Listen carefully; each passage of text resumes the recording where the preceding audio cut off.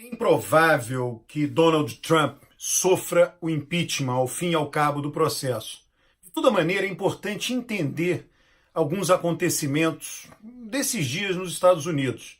Houve toda a investigação da influência da Rússia na eleição norte-americana e o impeachment foi falado durante todo aquele período. E não havia consenso, ou pelo menos não havia uma maioria folgada entre os deputados democratas de que deveria ser aberto um processo de impeachment.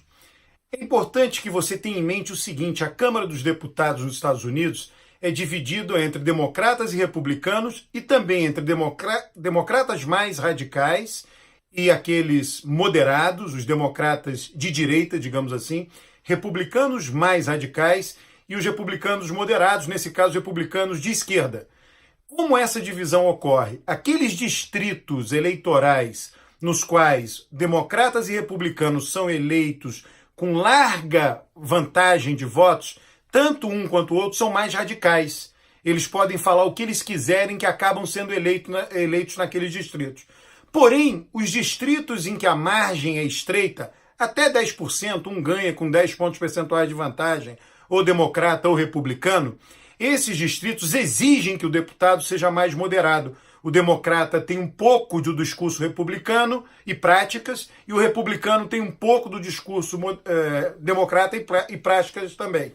O que aconteceu até agora, até esse episódio da Ucrânia, era que esses deputados mais moderados, dos distritos em que a disputa é mais apertada, eram majoritariamente contra o impeachment. E eles mudaram de posição, mudaram repentinamente, mudaram rapidamente por causa do episódio da Ucrânia.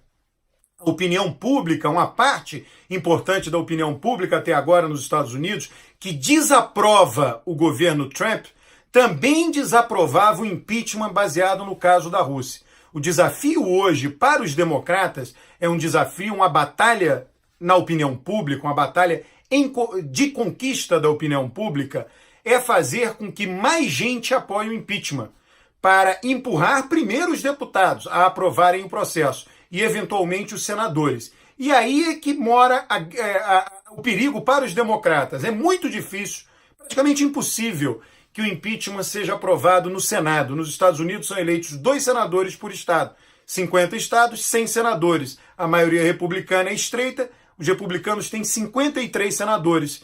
E o impeachment tem que ser aprovado por 2/3 dos senadores, o que significa que pelo menos 19 senadores republicanos precisam aprovar a deposição do presidente de seu próprio partido. O que vem acontecendo na eleição dos Estados Unidos? O que aconteceu na última? No passado, aqueles estados que votavam ou para um presidente democrata ou para um presidente republicano não votavam alinhados nem para governador nem para senador.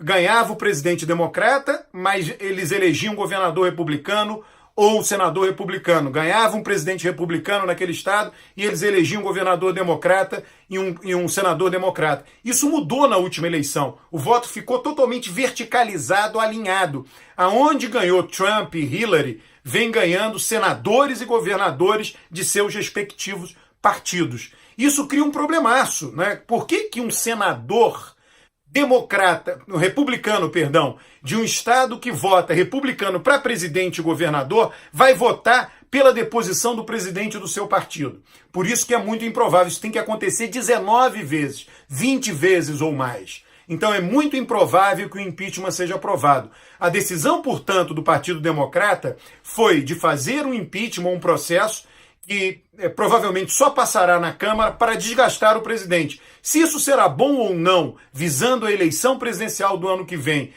no caso, favorecer evidentemente o Partido Democrata, ninguém sabe, né? Ninguém sabe. Vai depender dessa guerra, dessa batalha por ganhar mais apoio na opinião pública contra Trump e a favor do impeachment. Isso daí é algo em aberto, é uma disputa em aberto. É nessa situação que se encontra tanto a política quanto a opinião pública nos Estados Unidos.